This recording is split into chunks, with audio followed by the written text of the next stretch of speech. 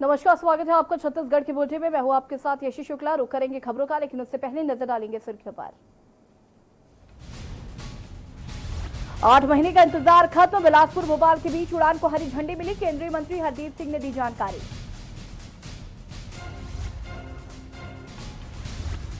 हवाई सेवाओं पर सीएम ने जताया आभार। कोरोना के खतरों के बीच छत्तीसगढ़ में मानसून सत्र की शुरुआत। सरकार को घेरने की तैयारी में आक्रामक विपक्ष।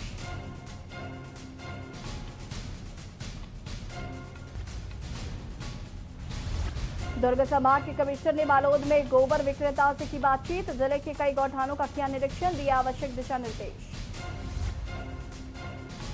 दंतेवाड़ा में जिला पंचायत अध्यक्ष के ड्राइवर को डॉक्टर से मारपीट पड़ी भारी। आक्रोशित डॉक्टरों ने कोतवाली में दर्ज कराई एफआईआर।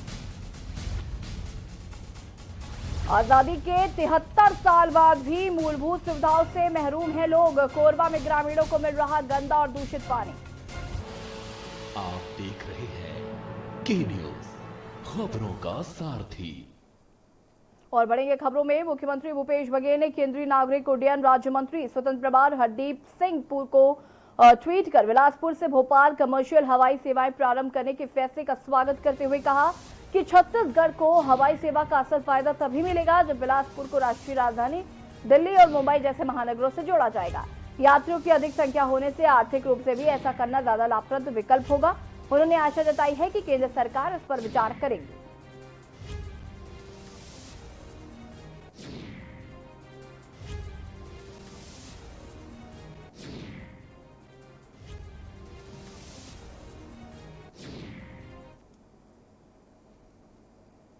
देश को आजाद किए हुए 73 साल हो गए हैं, लेकिन आज भी कई गांव के ग्रामीण आजादी के लिए तरस रहे हैं। मूलभूत सुविधाओं से कोसों दूर है। आखिर इन ग्रामीणों को कब मिलेगी नदी नाले के पानी से आजादी? कब जुड़ेंगे मूलभूत सुविधाओं से? देखिए रिपोर्ट।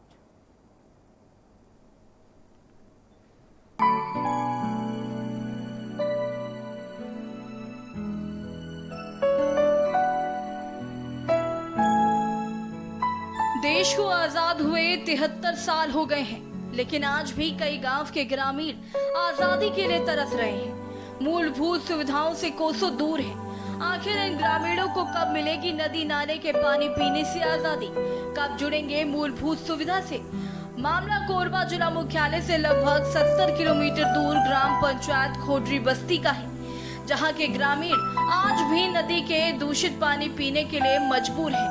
आजादी के इतने वर्षों के बाद भी लोगों को मूलभूत सुविधाओं से वंचित रहना पड़ रहा है। आखिर इन भोले भाले ग्रामीणों को कब मिलेगा साफ पानी और साफ सड़कें? ग्राम पंचायत खोडरी बस्ती के एक ऐसा मोहल्ला है जहां आजादी के इतने वर्ष बीत जाने के बाद भी ना तो पक्की सड़क बन सकी है और ना ही पीने के लिए पानी की सुविधा है। ग्रामीण आज भी नदी के दूषित पानी को पीने के लिए मजबूर हैं। ग्रामीणों ने बताया, पीने के पानी और चलने के लिए सड़क की काफी समस्या है। पीने के लिए पानी नदी से लाते हैं और काफी दूर है। चलने के लिए सड़क नहीं है। बरसात में समस्याओं का बाढ़ आ जाता है, लेकिन क्या करें, समस्या को झेलने के लिए मजबूर हैं। गांव के सरपंच सचिव भी ध्यान नहीं दे रहे और इसलिए दूषित पानी पीने के लिए मजबूर हैं। चुनाव के समय नेताओं का वादा रहता है, लेकिन जैसे ही चुनाव खत्म होता है जनप्रतिनिधि दूर दूर तक नहीं दिखते हैं। तो ये यहाँ से नदी कितना दूर पड़ जाते हैं? बहुत से पड़ जाते, लंबा घाट चढ़ाए पड़ते। हम लोग जब किन नदिया बने हैं तब किया था, आप कहाँ ले बताबू नहीं। अब अभी तो आप मन के सरपंच और विधायक जो वोट मांगे आ रहे हैं तो मन का कहें? हम तो कहीं कि हम नहीं दे, हम लोग वोट देवे बनवे देवो। हम तो रोड ल पानी भी समस्या सब दुख कहीं बनवा देवो, कुआं बनवे देवो, रोड बनवे देवो और पाइप भी या करवा देवो, कुआं पाइप। कते दिन ला बताबे ते उम्र हमर कट गई।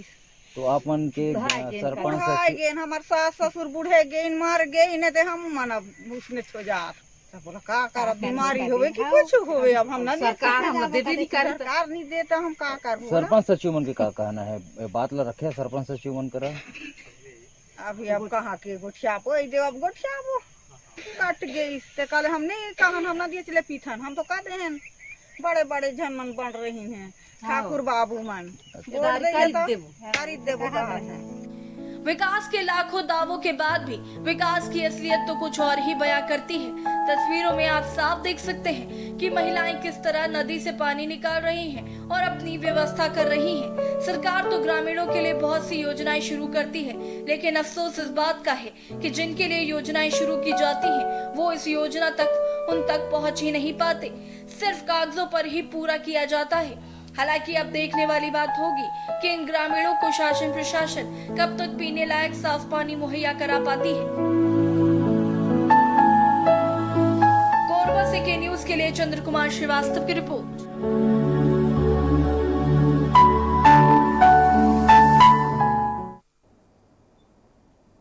बीते दिनों जिला अस्पताल में घुसकर जिला पंचायत अध्यक्ष तूलिका कर्मा के ड्राइवर ने डॉक्टर की खुलेआम पिटाई कर दी थी, जिसके बाद डॉक्टरों ने आरोपी के खिलाफ कोतवाली में एफआईआर दर्ज करवाई। एफआईआर दर्ज होने के पश्चात पुलिस द्वारा डॉक्टर का मेडिकल चेकअप कराया गया, जिसमें डॉक्टर के कान का पर्दा फटने की रिपोर्ट आई। पुलिस अब आरोपी ड्राइवर की खोजबीन में लगी है, जो कि फरार है।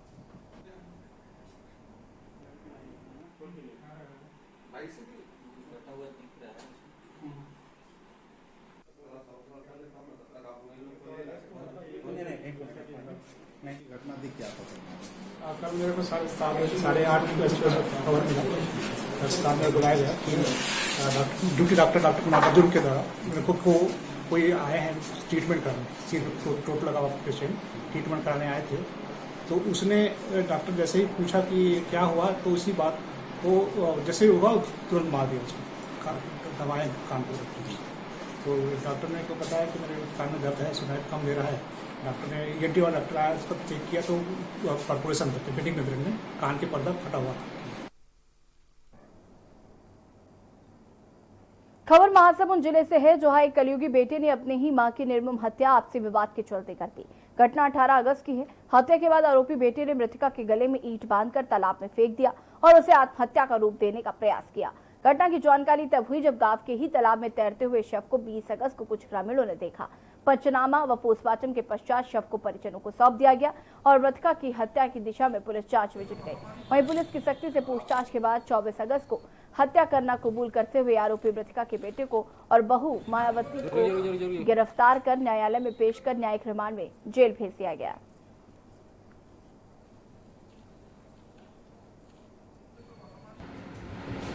कार्तिक मध्य जो है दोपहर में खाना नहीं खाए और शाम के 5 बजे बिस्किट खरीदने मोतीलाल नायक किराना दुकानदार के यहाँ गए, मारपीट करने की बात को बताई।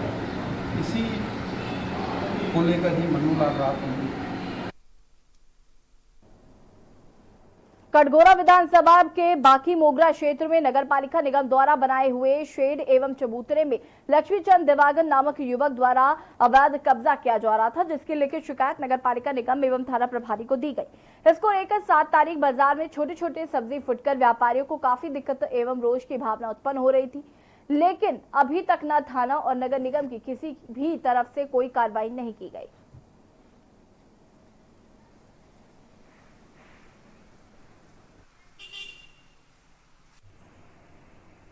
इसमें सूचना मिली तो उसको तत्काल नोटिस दिलवा दिया गया है 24 घंटे का हटाने के लिए जो है, और आगे की कार्यवाही के लिए अतिक्रमण शाखा जो तोड़ू दस्ता है जो हटाने की कार्यवाही जो करता है, तो उनको नस्सी मूलतः क्या है भेजा जा रहा है।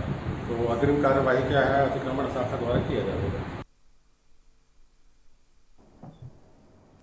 दुर्ग संभाग के कमिश्नर टीसी महावर आज बलौद जिले के दौरे पर रहे। उन्होंने विभिन्न गौठानों का निरीक्षण किया और अधिकारियों को विशेष दिशा निर्देश भी दिए। इस दौरान उन्होंने देवार भाट के जमीनों का अवलोकन किया, जहां पटवारी द्वारा खराब फटा हुआ नक्शा प्रस्तुत करने पर कमिश्नर काफी नाराज हुए और शाम तक सही सुधरा हुआ स्पष्ट नक्शा पटवारी द्वारा प्रस्तुत करने की बात कहते हुए तहसीलदार को निर्देशित भी किया।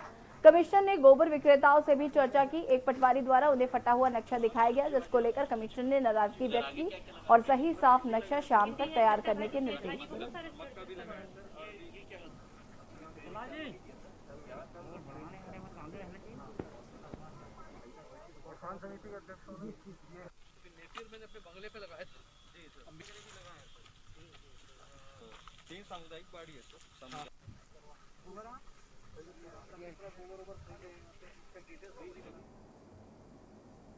रायगढ़ जिले में कोरोना महामारी का तांडव देखने को मिल रहा है। लगातार कलेक्टर के निर्देश पर निर्देश जारी किए जा रहे हैं। कोरोना वायरस के संक्रमण की रोकथाम के लिए हर संभव प्रयास किया जा रहा है। स्वास्थ्य विभाग द्वारा भी हर कदम पर कोरोना वायरस को रोकने के लिए कार्य किए जा रहे हैं। यहां तक कि जिले में लॉकडाउन जारी है और लगातार बढ़ते केस पर पुलिस अधीक्षक कार्यालय और जिला कलेक्टर कलेक्ट्रेट एक दिन के लिए बंद रखना पड़ा। लेकिन शहर के मध्यस्थ सहकारी बैंक अपेक्स बैंक के अधिकारियों को कलेक्टर के निर्देश की कोई चिंता नहीं। अपेक्स बैंक में प्रशासन के नियमों की धज्जियां उड़ाई जा रही हैं। अपेक्स बैंक में कोई भी कोरोना संबंधित नियम का पालन नहीं किया जा रहा।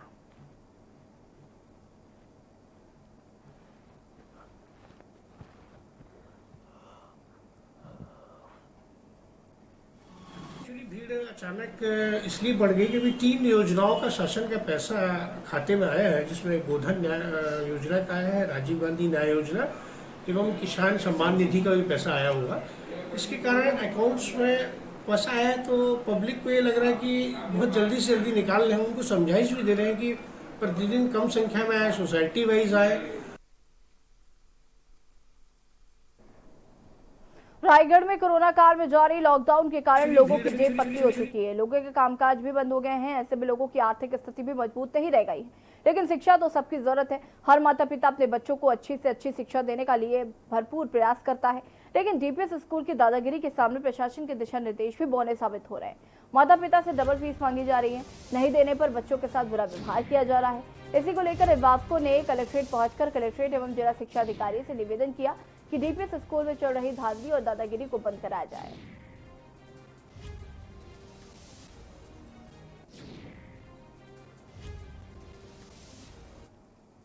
जैन है, मेरा बच्चा डीपीएस स्कूल में पढ़ रहा है।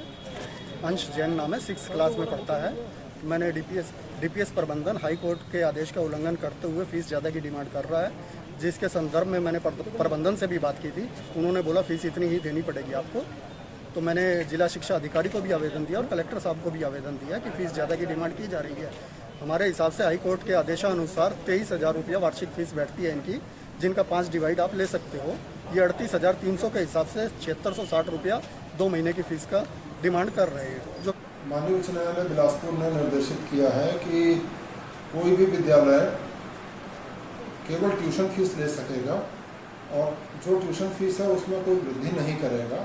इसके साथ ही साथ प्रत्येक बच्चे को ऑनलाइन क्लास उपलब्ध कराना अनिवार्य है। मतलब बच्चे की पढ़ाई किसी तरीके से बाधित न हो, इसका ध्यान रखना है। इस संबंध में सभी विद्यालयों को निर्देशित किया गया है। किसी भी सामाजिक संस्था का गठन देश और समाज सेवा के लिए होता है, लेकिन संस्था अपने उद्देश्य से भटक कर व्यक्तिगत विरोध और राजनीति पर उतर आए तो उस पर संस्था के गठन पर ही प्रश्न चिन्ह लग जाता है। ऐसा ही हुआ समाज सेवी भाजपा नेता संजय अग्रवाल के साथ, जो सदैव समाज सेवी के रूप में जाने जाते हैं और निस्वार्थ रूप से लोगों की मदद करते हैं, लेकिन उन्हें राजनीति का शिकार होना पड़ रहा है।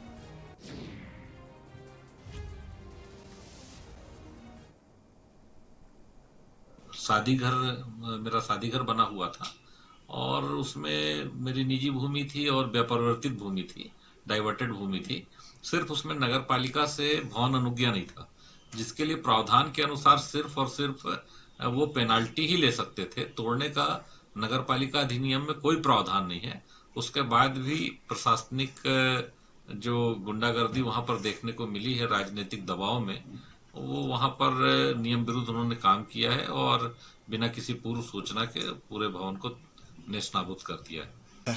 इसमें सीधा सीधा स्थानीय विधायक और संसदीय सचिव अंबिका सिंह देव जो हैं, क्योंकि उनके जिस प्रकार के क्रियाकलाप रहते हैं उनको मैं जनता के सामने उठाते रहता हूं, तो मेरी लोकप्रियता से इनको तकलीफ हो रही थी और वो राजनीतिक प्रतिद्वंदी मुझे मानते हुए इस प्रकार की दबाने के लिए मुझे कार्रवाई करी। जिले में कोरोना संक्रमण के बढ़ते पैमाने को नियंत्रण किए जाने हेतु कलेक्टर रणवीर शर्मा के निर्देशन पर कंटेनमेंट जोन एरिया और कोविड-19 हॉस्पिटल एवं कार्यालयों को सैनिटाइज का कार्य कराए जाने हेतु निर्देशित किया गया, ताकि कोरोना वायरस का संक्रमण का रोकथाम हो सके। जिला अग्निशमन अधिकारी वीके लाखड़ा एवं सहायक उप निरीक्षक राकेश पांडे ने दमकल प्रभारी विकास शुक्ला को दमकल टीम सहित सैनिटाइज कार्य हेतु आदेशित किया। दमकल प्रभारी विकास शुक्ला टीम के साथ जनपद भैया थान क्षेत्र के कंटेनमेंट जोन शिव प्रसाद नगर, ग्रामीण बैंक परिसर, शिवारीपारा कंटेनमेंट जोन करकोटी, बंजा एकलव्य विद्यालय परिसर, छात्रावास परिसर एवं सूरजपुर के कंटेनमेंट जोन बड़कपारा पंच मंदिर वार्ड को सैनिटाइज कराने पहुंचे।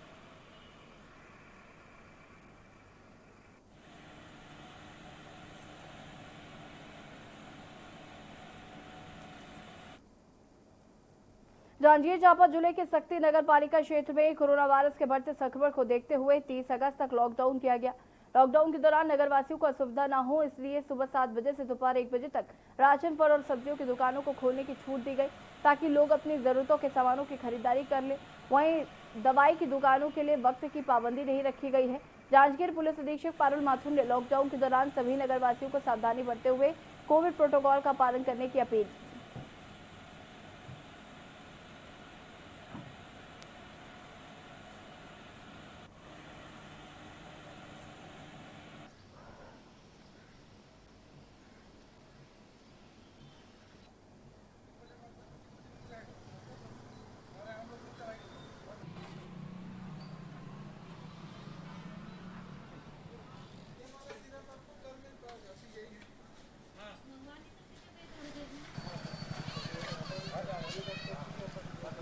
नगर पालिका क्षेत्र में 24 तारीख से लेकर 30 तारीख तक 7 दिन का एक लॉकडाउन घोषित किया गया है, जिसको कड़ाई से पालन कराने के लिए सभी विभागों की टीम रेडी है, पुलिस के साथ ही साथ। और इसमें जितने भी वार्ड्स हैं जिनको कंटेनमेंट जोन घोषित किया गया है, उसके अलावा सभी जगह पे बैरिकेड्स और पॉइंट ड्यूटी लगाई जा रही है। ये पूरी तरह से इंश्योर किया जाएगा कि जो मार्केट के टाइमिंग्स हैं उसका अगर कोई उल्लंघन करता है या कोई अनावश्यक रूप से घूमता हुआ पाया जाता है बिना मास्क के या सोशल डिस्टेंसिंग के नियमों का उल्लंघन करते हुए, तो उसमें सख्त से सख्त कार्रवाई होगी। जो बालोद पुलिस द्वारा बीती रात को मवेशी तस्करी को रोकने में बड़ी सफलता हासिल की गई। कंटेनर में भरकर नागपुर ले जा रहे मवेशियों को पुलिस द्वारा रोककर अपराधियों को गिरफ्तार किया गया। मवेशी तस्करों को पकड़ने में पुलिस को काफी मशक्कत का सामना करना पड़ा। कंटेनर द्वारा बैरिकेड तोड़कर भागने का प्रयास किया गया। कुछ दूर चलकर जब आगे गाड़ी रोकने में पुलिस सफल हुई तो आरोपी खेतों की ओर कूदकर भाग गए। यहाँ बालोद के अलावा दल्ली राजहरा थाने में स्कूल सूचना दी गई। रात भर पुलिस द्वारा सर्चिंग अभियान की गई, तब जाकर 4 आरोपियों को पुलिस द्वारा धर दबोचा गया।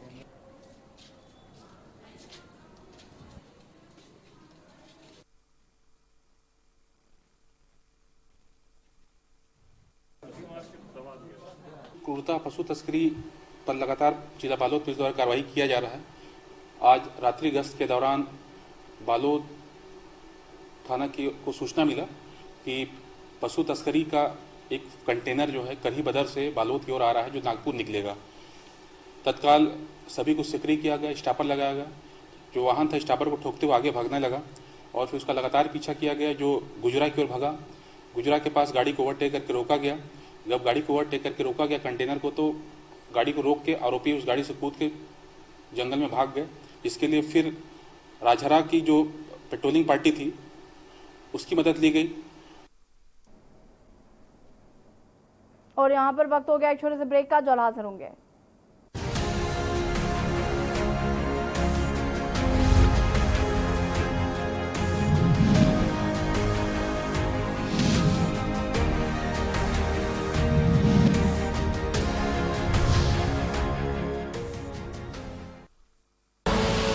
आप देख रहे हैं के न्यूज, खबरों का सारथी। फुल एंड फाइनल टीवी की पहली फील गुड डिबेट। जरूरी ज्ञान समझना आसान, शोर नहीं सिर्फ शोर। फुल एंड फाइनल, ये नहीं देखा तो क्या देखा। रोज शाम 4 बजे TV9 भारतवर्ष, अब तो सब देख रहे हैं। खुदी को आजमाया है तो ये अंदाज आया है, खुदी को आजमाया है तो ये अंदाज आया है। तुम में भी मैं हूं, शुद्ध प्लस पान मसाला। कोरोना संकट काल में के न्यूज इंडिया की देशवासियों से अपील है कि हम जाति धर्म को भूलकर कोरोना को हराने में एक साथ खड़े हों, जरूरतमंदों की मदद करें। कोरोना के खिलाफ जंग में हम अपना योगदान दें। हम सब मिलकर लड़ेंगे और मिलकर जीतेंगे। आप देख रहे हैं के न्यूज, खबरों का साथ।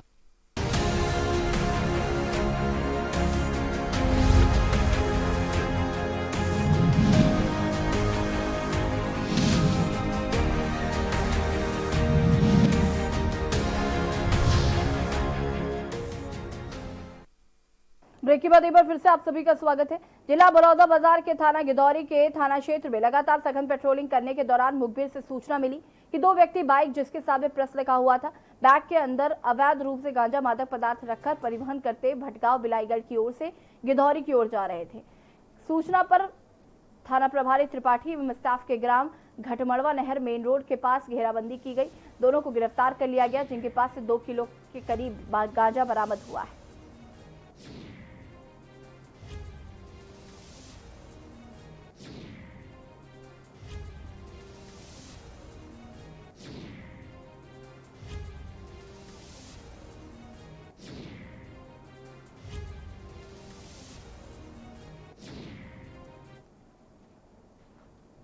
पंजाब राज्य में नकली शराब के उपभोग से हुई जनहानि के मद्देनजर आबकारी आयुक्त महोदय छत्तीसगढ़ द्वारा अवैध शराब के विनिर्माण और परिवहन और उसके विक्रय के संबंध में प्रभावी कार्रवाई के निर्देश जारी किए गए। उक्त निर्देशों के परिपालन में कलेक्टर जिला जांजगीर चांपा यशवंत कुमार के निर्देशन एवं सहायक आयुक्त आबकारी विजय सेन शर्मा और जिला आबकारी अधिकारी राजेश जायसवाल के मार्गदर्शन से जिला जांजगीर चांपा में अवैध शराब के विरुद्ध सतत कार्रवाई की गई। इस दौरान शिवरी नारायण थाने के ग्राम सलखन निवासी जितेंद्र कश्यप को कच्ची शराब और शराब बनाने के लिए उपकरण बरामद किए।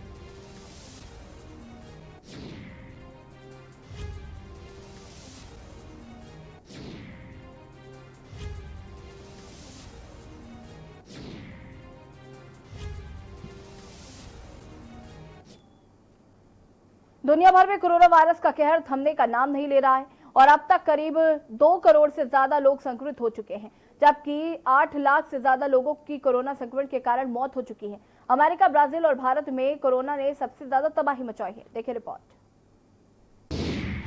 देश में कोरोना केस 32 लाख के पार,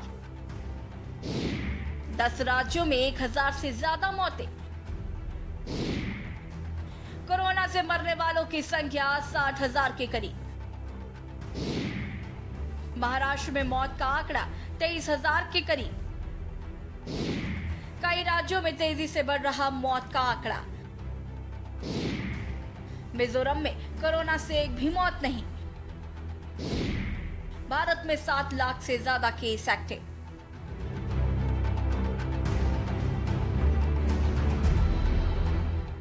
दुनिया भर में कोरोना वायरस का कहर थमने का नाम नहीं ले रहा।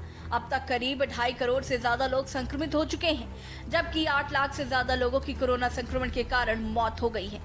अमेरिका, ब्राजील और भारत में कोरोना ने सबसे ज्यादा तबाही मचाई। भारत में कोरोना से मरने वालों की संख्या 60,000 के करीब पहुंच गई है।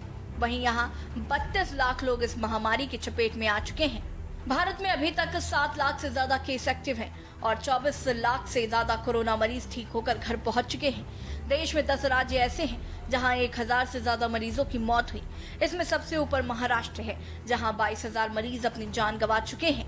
इसके अलावा तमिलनाडु, कर्नाटक, दिल्ली, आंध्र प्रदेश, उत्तर प्रदेश, गुजरात, पश्चिम बंगाल, मध्य प्रदेश और पंजाब शामिल हैं। देश में कोरोना ने सबसे ज्यादा कोहराम महाराष्ट्र में मचाया है।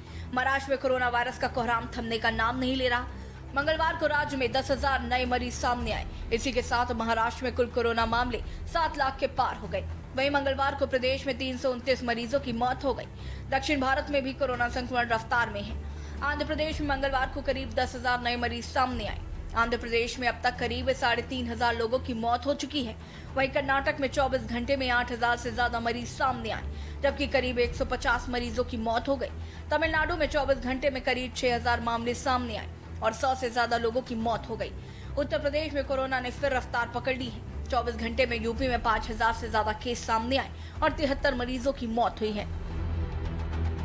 सबसे ज्यादा 500 मामले लखनऊ के सामने आए। दिल्ली से सटे नोएडा में 90 मरीजों की पुष्टि हुई। केंद्र शासित प्रदेश पुदुचेरी में कोरोना के मामले बढ़ने के चलते लगातार दूसरे हफ्ते भी कर्फ्यू लागू कर दिया गया। इस दौरान जरूरी चीजों की दुकानों को छोड़कर बाजार बंद रहेंगे। आवाजाही पर भी पाबंदी है।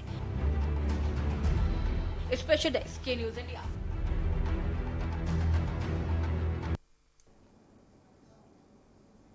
छत्तीसगढ़ के बुलेटिन में फिलहाल इतना ही। देखते रहिए के न्यूज इंडिया। नमस्कार।